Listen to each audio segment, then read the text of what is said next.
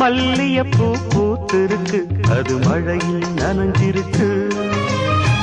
வருஷமெல்லாம் காத்திருக்கு, ஒரு வண்டுக்கு தவம் இருக்கு.